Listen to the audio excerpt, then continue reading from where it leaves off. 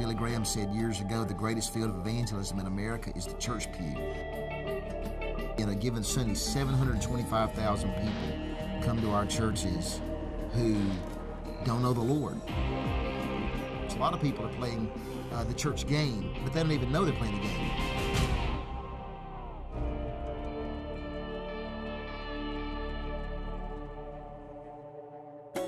You see them at church every Sunday. They're in the pew next to you singing hymns and praise songs. They know the church lingo. They serve in different areas of the church. They're even church members. So who are these people? They're who Alvin Reed, professor of evangelism at Southeastern Seminary, calls the radically churched, a growing percentage of churchgoers who are lost in church. Kind of remind me of Nicodemus, who came to Jesus in John 3, who was a churchman in the New Testament culture, but really had never been born again.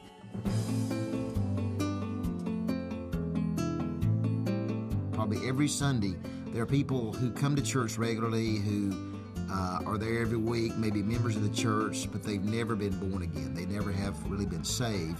These are the ones that Jesus talked about in Matthew 7:21 when he said, "Many will say unto me, Lord, Lord, did we not do so-and-so in your name?" And Jesus said, "Depart from me, I never knew you." Picking the radically churched out of the crowd might not be as hard as you think. You just have to know what to look for. They don't teach bank tellers how to tell counterfeit money. They tell them how to distinguish the real money. And they have certain distinguishing marks that represent what a real $20 bill, for example, looks like. And so when they see a counterfeit, they automatically know that it's fake, not because they learned a list of what makes a $20 bill fake, but by learning what makes a $20 bill genuine.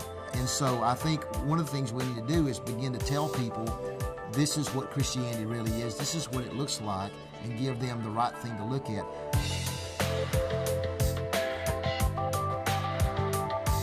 The first thing we ought to do is start with young people to teach them what New Testament Christianity is, so that maybe when they get to be middle-aged, they won't get over it like so many people have in our day.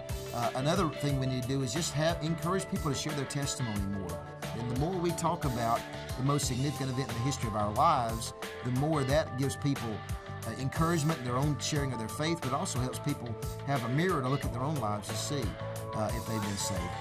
We need to be serious about examining whether or not we have some sacred cows, things in our church that just won't change, or whether or not we're going to be about really getting back to the heart of what Christianity is. What are you?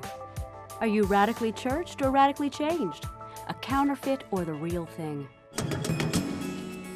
When spiritual awakening comes, there's such a genuine, radical attachment to New Testament Christianity.